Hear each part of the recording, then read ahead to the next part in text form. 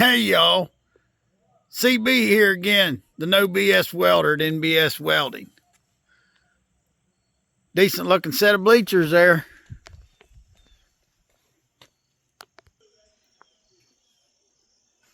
Video 4 on the baseball bleachers here. Got the back section filled in pretty good. Got a coat of cold galvanizing compound on the welds. What we're going to be looking at now is filling in those sides. That was something that people noticed and the commission wanted to do something about. You know, this is a big enough hole in the sides that a kid could fall off there. You know, kid get up there and get goofing around, fall off side there and bop his head. Half of them probably be good for him. I'm feeling goofy today. Anyway, I took some measurements and I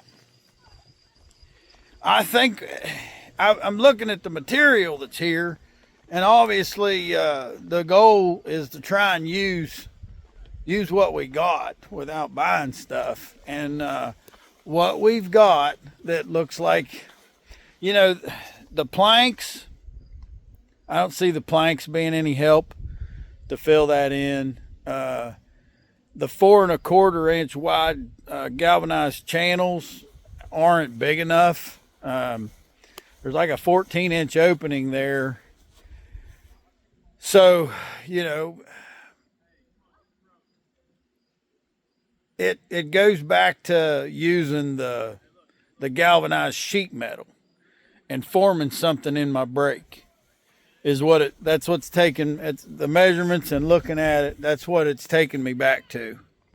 My thought now is to make a piece, you know, out of something superficial, some scrap, to put up here that would screw down to the planks. Obviously, there's some screws like this that I put in there that I'm going to need to take out. But something that screws down to this and fills this in and then screws to the handrail. That's what I'm thinking. And as far as a superficial piece of something that, you know, some scrap we could use, I tore off this plywood. I don't have any other use for any of that. And it's not new anyway. Some of it's, you know, deteriorated. And I'm going to pick a decent piece of this plywood and cut out a pattern that I can walk around and try in the different spots here on this, on these bleachers, to see if one size of a piece would fix any of those areas. And obviously this thing we're making doesn't have to fit like so tight that you got to beat it in there with a hammer. I mean, if you're just trying to stop a kid from falling through there, if you had a 2-inch, 3-inch gap here or there, that's fine. So if I can make one piece, when I say one piece, I mean one shape, one type of piece that would fill in all those areas. And obviously, since there's a left and a right, some of them are going to have to be left, some of them are going to have to be right. But can I make a piece that would work on all of them, and, you know, where they're all the same size and it looks symmetrical? We'll see.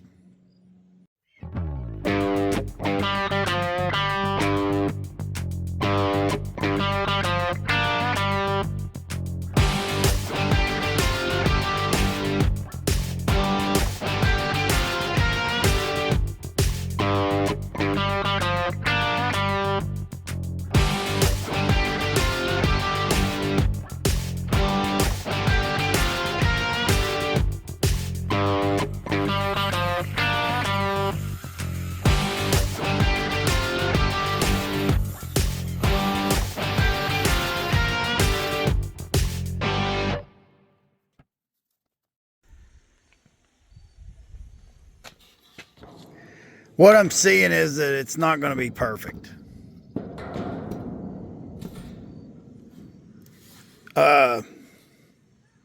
You know, I might have to not exactly have it in exactly the same spot. I might have to shift it left and right because that makes the elevation. On this one right here, to get it long enough, I'd have to go more towards the front. To get it long enough to get screws in the top of it. And I've noticed that on, you know, on some of them. And it, on the other set of bleachers, it seemed like the further up I went, the less you would need to push it tight against there for it to be long enough.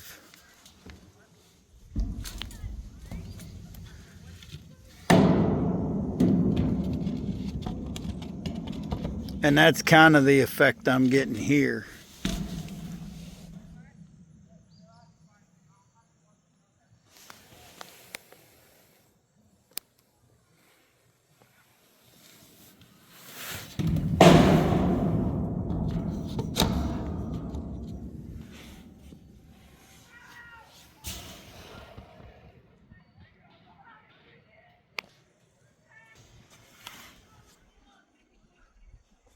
So the thing is that it would be a really tough task to custom make 16 individual pieces. You know, what you're trying to do is to be able to say, okay, here's one size piece. You know, if I make 8 of these in a right hand and 8 of these in a left hand, I can make them fit. And I think we can do that. I'm going to try it. If I get them out here and they just look terrible, you know, then we'll deal with that then. But like I say, I don't think it's something where you got to make 16 completely different custom pieces just to fill that in. And if I move that up and down the rake of the handrail some to get it to a point where it'll work, I don't think it's going to look that bad. So let's get this pattern back to the shop with, I'll get a bunch of material from here. We'll cut up those riser sections and take them back to the shop, get them cut out, get them bent in the brake, and get them back here, see if we can make them work. Wanted to go ahead and get this started with this pattern. Before I tried to explain what I'm trying to do, I got this piece of construction paper and I put my pattern on the top of it. I've added 1.5 inches all the way around, and 3 of these sides, this, and the top, would be hems, 180-degree folds. Down here you'd have a 90-degree bend because this is what would screw to the treads. We'd be screwing across to the handrail here and to the treads down here. So in order to figure out my folds, I want to know how I'm going to trim the corners. And I'm at that point where, you see what I did here. I went from the intersection there to the intersection there, and I made a slit. That allows me to fold it. So I think I'm going to have to set up the tripod to show you what I'm going to do next.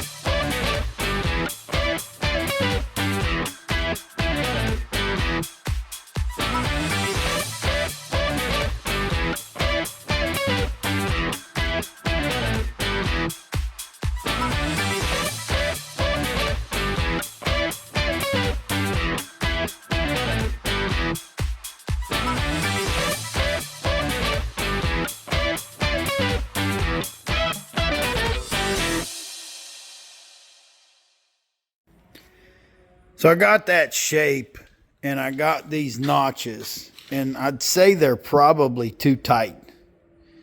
Maybe not. And what I'm realizing is I've got this piece that's left over. This is a scrap piece from the last time. This is the one that I said was he-hauled and whopper-jawed. I put it on the table and warped it with a hammer and straightened it out a little bit. It's not big enough to make one of these pieces. If you see right here, I'm coming up short right there. But it would make most of it. And I don't need it for anything else. It's left over. It would save me cutting into the good pieces I brought back. What I could do is go ahead and make one with too small of a lip this way. And that would still test virtually everything about this. That's what I'm going to do. Like I said, this is totally scrap. And if I make that piece and it's messed up, we're out nothing. So the only thing is it's not going to be one I can use because this lip on the bottom is not going to be long enough. I wanted an 1.5 inch lip there at the bottom, but still, man, we can learn a lot with this, and I'm going to try it as a test piece.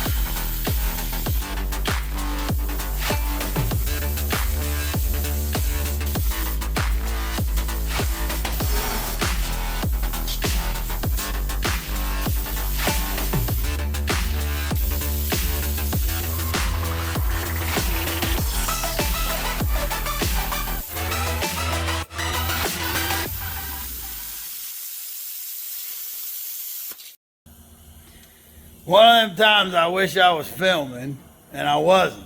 I was running a grinder with a sanding pad. Sanding pad got a little bit tore up, and I guess a little flake of it was sticking off there a little ways. I thought I heard it flap a couple times, but I didn't think too much of it. I should have been paying more attention. It grabbed me.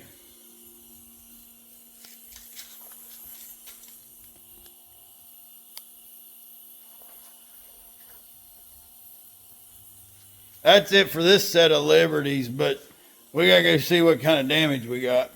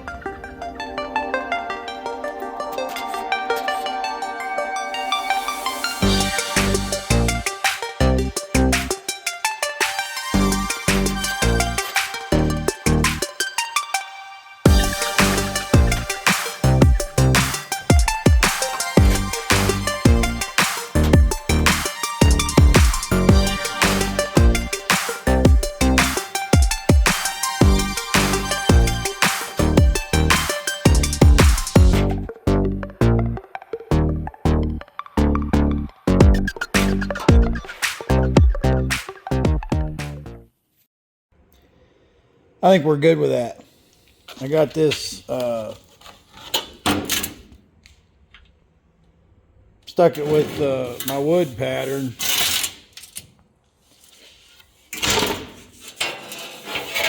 Right here's something. Obviously, we knew that was going to be too short because I was doing a test piece here. This looks really good. I wish that was a little better, but it's fine. I'm not going to freak out about that. This is something, though, we need to think about. Even doing that on 1.5 inches, I'm not sure that's big enough. And here's what we want to look at when we want to screw that thing in place. See, if you got your gun and you've got your gun up against the thing to put a screw in it.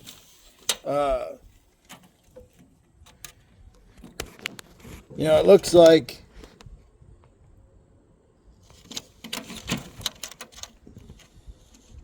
one inch would be, you know, if you put the gun right up against your plate, 1 inch from the inside would be super tight. That would be the closest you could do. So 1.5 inch lip, I don't know if that's big enough. I think we want to go 2 inches. Wouldn't hurt anything for that lip to be 2 inches. So I think I'm going to make that part a little bigger. And otherwise, I think we're all right to go ahead and get going on these pieces for real.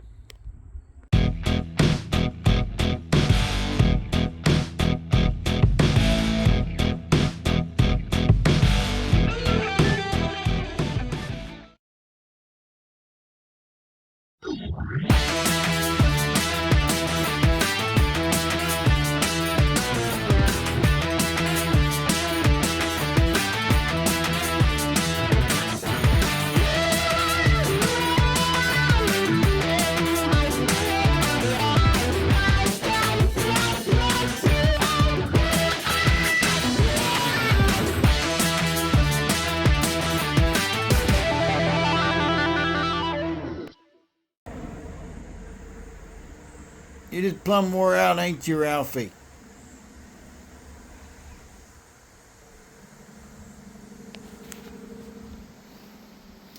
There's evidence. Feathers. Feathers blowing around on the porch. Like somebody killed a bird and ate it.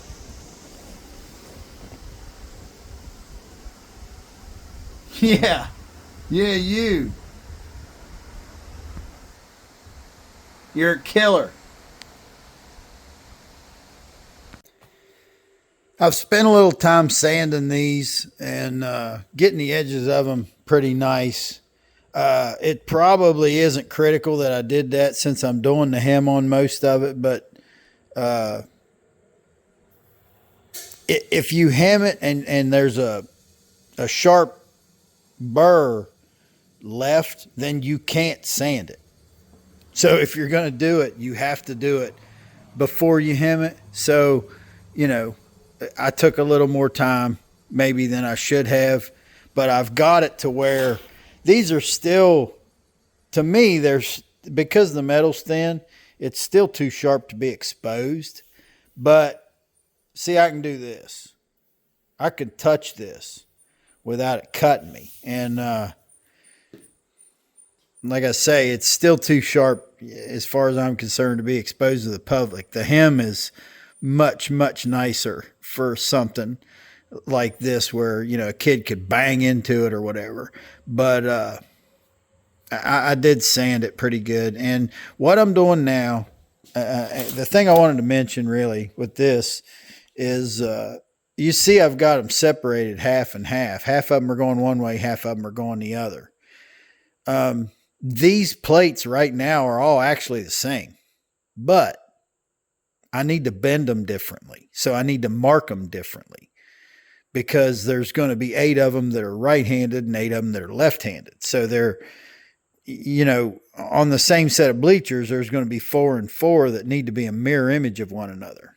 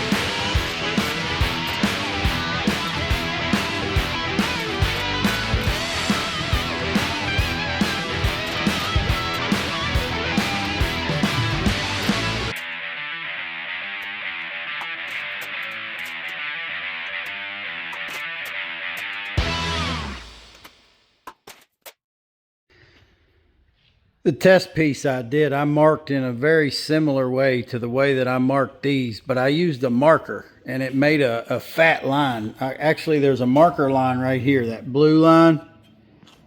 You see that makes a line that's like 1/8 of an inch. I did this with pretty much the same method, but with a pencil. And by that pencil being so sharp, I had a feeling that would tighten up these fits, and it sure did. I absolutely love it.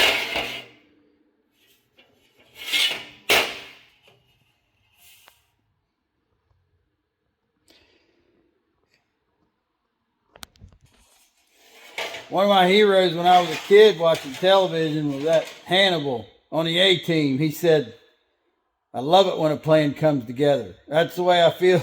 That's what I feel like saying on this. I'm loving it. It tightened up without changing the size of it. I'll probably sand the corners a little bit, and on the corners I see some bump.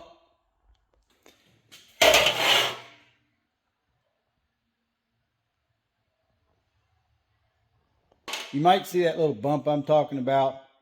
I might try hitting that a little bit with a hammer and maybe flatten it out on the corners. I don't want to make it sharp, but I might try just tapping on it a little bit to get it a little bit flatter. It's not a big deal. And I'll make sure that the corners are rounded off maybe with a sander, but we're good. I'm loving it. And so that's 8 of them that would, those would go on the left-hand side of the two bleachers. And I won't film doing the other 8 because they'd just be exactly the same, but on the right-hand side. But we're looking good. So all this time I'm working in the shop, I come in and get me a sparkly water. Let's see what's going on out here.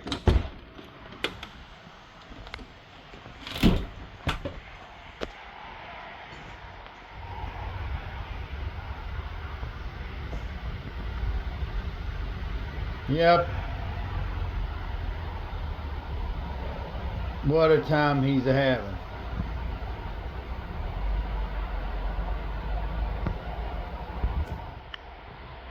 Ralphie. Getting ready to head up there for the installation of the pieces that I made in the brake. And there's a part up there I'm going to show you when I get there. There's a part up there that I feel like I need to coat with cold galvanizing compound, and I just can't see getting the spray can in there to do what needs to be done. It's in a spot where Rust-Oleum actually has some spray cans of their paint products right now that you can spray with the can tilted sideways and upside down.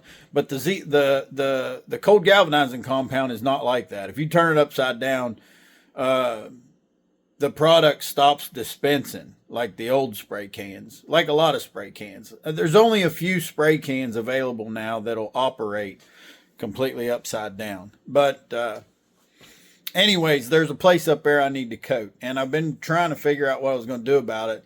It'd be nice to have some product I could brush on it because I can reach in there with a brush. And if you think back, I don't know, those of you that follow the channel, you may remember I had done some galvanized grates a while back where I thinned down some ZRC cold galvanizing compound. And I got it thin enough I could dip the grates. I made a trough to dip the grates to get them coated. It was a situation where spraying it wouldn't do as good as dipping it, and brushing it wouldn't do as good as dipping it. But when you dip, you really got to thin down the product. Well, I had product left from that, and I saved it. And you would think that if you thinned it down that much that you could never brush it again because it's too thin. Let me show you how I stored that. These are plastic containers that I've repurposed.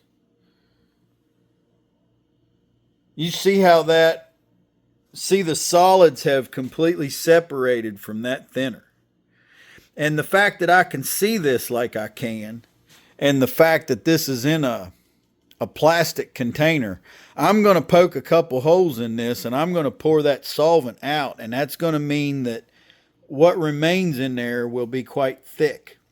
And you see these are upside down. I've mentioned before, there's no way that I've got air in here with paint products of any sort or even glue.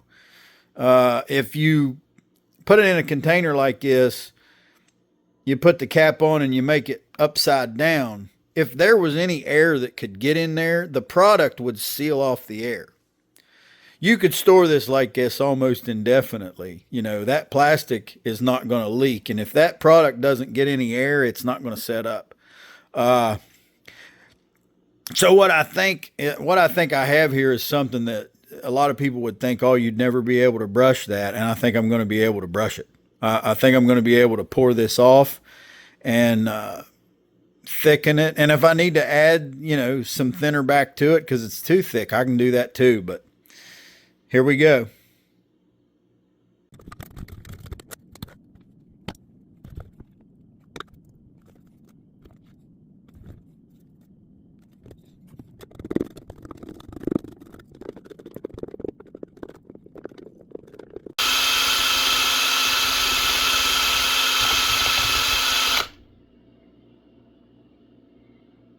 One-eighth inch aluminum TIG rod.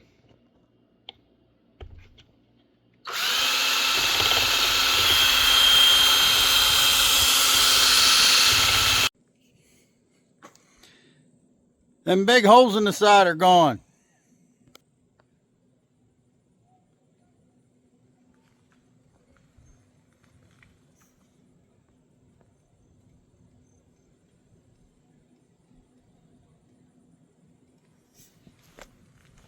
I like it.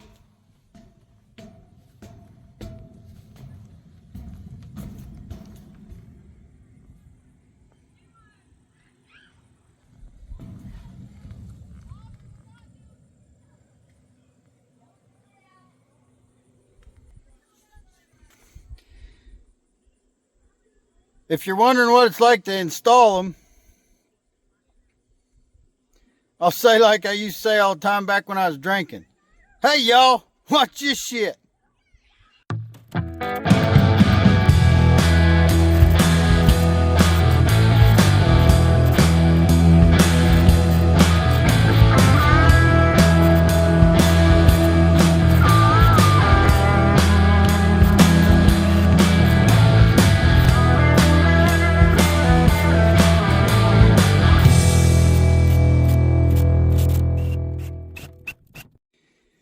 I want to show you a spot where I really had trouble and a way to fix it the best you can. You're not going to make it perfect, but I actually must have hit something, maybe another bolt or something. I don't know what happened, but every once in a while you break a screw.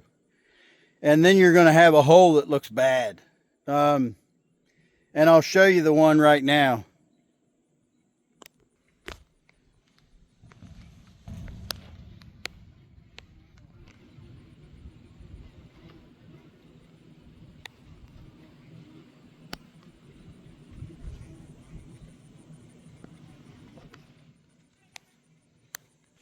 Doesn't look that bad, does it?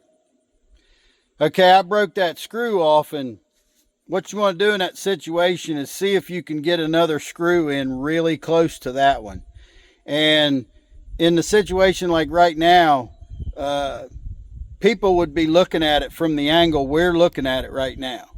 So you want to get another screw in there, preferably one of these big headed screws, in the direction that's going to block your issue, your broken screw, in the way that people are going to be looking at it. Now let's look at it real close now.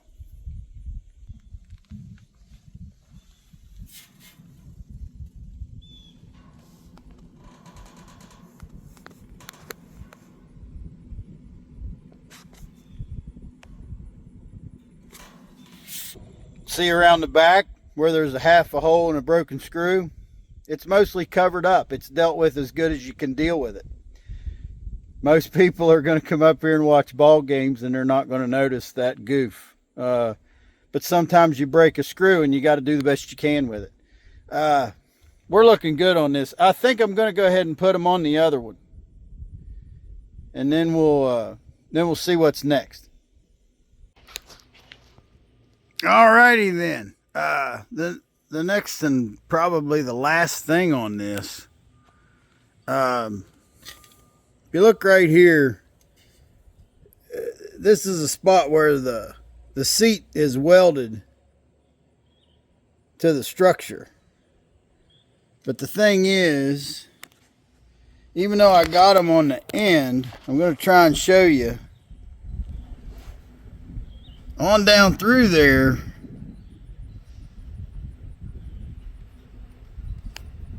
there's welds there that haven't been sprayed, and they're super close to that foot plank.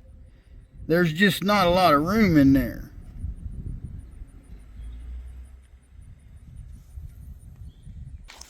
So that's the area I'm saying I'm going to have to hit that with the brush. So we're going to be getting that done next, and should be pretty quick and easy.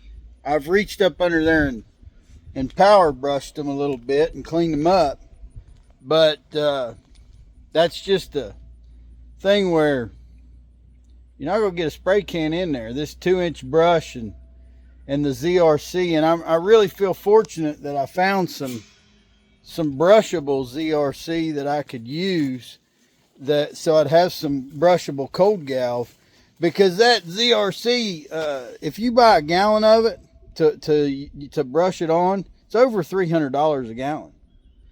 You know, and it's worth it because it's really good stuff. But you know, I'd be in a pickle right now. The only thing that's available locally is those $10 spray cans of the Rust-Oleum that won't spray unless the can's held vertically, and you're not going to get spraying. Those cans won't spray behind there.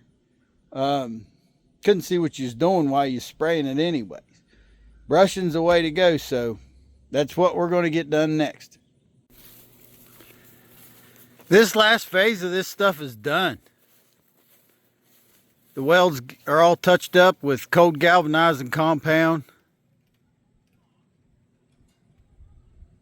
Got that back section filled in.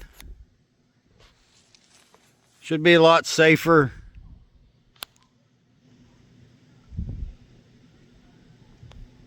We don't have the big holes, you know, for a kid to fall through.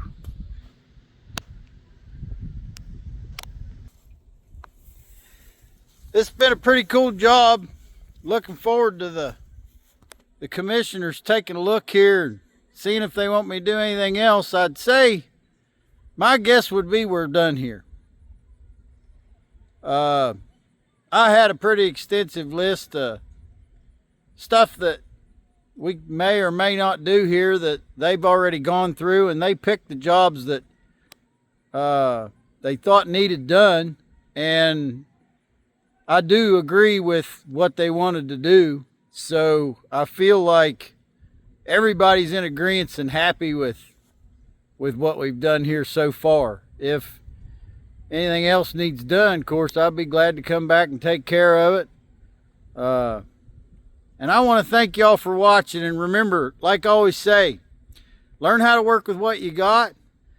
And that way you always have everything you need. Hey y'all, CB here at NBS Welding. We're in the break room doing a quick merch video.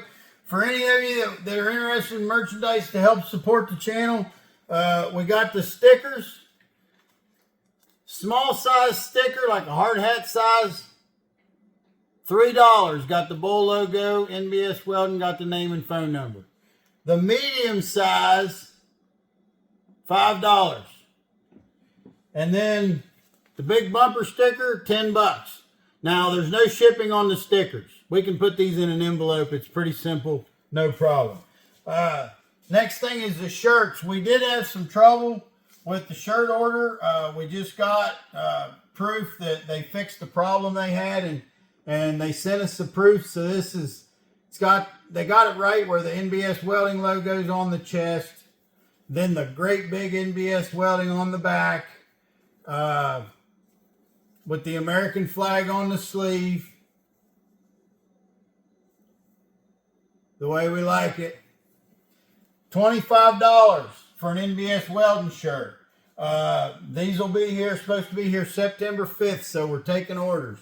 Got a couple orders already. Wayne and Mike, you guys, you're going to be getting your shirt. It's coming. Next thing I want to talk about the cup. My buddy tried to make these cups, and I wanted the QR code on the cup, and he couldn't figure out how to make it work. He made me cups. The QR code wouldn't scan. He said he didn't. He finally gave up. He wanted to give me my money back. I said, no, not all of it. We're going to share the responsibility. Anyway, he gave me a portion of my money back. I gave him enough money to cover what he spent, but I continued to work on it, and I got it worked out. I don't think my cups are as nice as his, but they work. And here's the thing. The QR code's got to be on the top where it's flat. If it's on the radius on the side of the cup, it's not going to scan. It's got to be on the top. I figured it out. But we got the cups. NBS Welding with the bull logo. Got less yakking, more tacking. Pretty simple cup, but like I said, I made this myself. I bought the cups and the materials. I put it together. Had to make it work. I didn't want to quit on it. Now I want to talk about this real quick because this something come up. A way for that you can give to the channel is through Super Thanks, through YouTube. And our guy Corey, has given $100 super thanks repeatedly, and I keep thinking like, man, this Corey has contributed so much. I really want to do something to thank him, and I couldn't think of what I could afford to do. And I remembered these coins. Now, I had these coins made when I was making good money working in the oil field. And what this is, this is 1 troy ounce of 0.999 fine silver. It says NBS Welding. It's got the name and phone number and the designation 0.999 fine silver. So this is 1 ounce of pure silver. And if you turn it over, it's got the bull logo on the back. This coin, I'm sending this to Corey to thank him for all the super thanks that he's given. There's one thing that is, there's 2 things about super thanks. It's super easy for you guys to contribute to a YouTube channel through super thanks, because you can go on your device and you can hit super thanks and boom, it's quick. It's easy for you to do. The problem with super thanks is YouTube gets 30% of that money. So out of a $10 super thanks, you're giving YouTube $3. But it's kind of like that with the merch too. If a shirt's $25, we have to buy the shirt. So I have to put money in, there's money going somewhere. Anyway, this idea came up to give Corey a coin. And it's got a real nice little plastic case I'll show you. I just put it back in the case. That keeps them from getting fingerprints all over it. Here's the thing. When I got the idea that I was going to give Corey the coin, I wanted to offer it to everyone. So if you're interested in a coin, $50. Send Tina an email. nbswelding@aol.com. And thank y'all.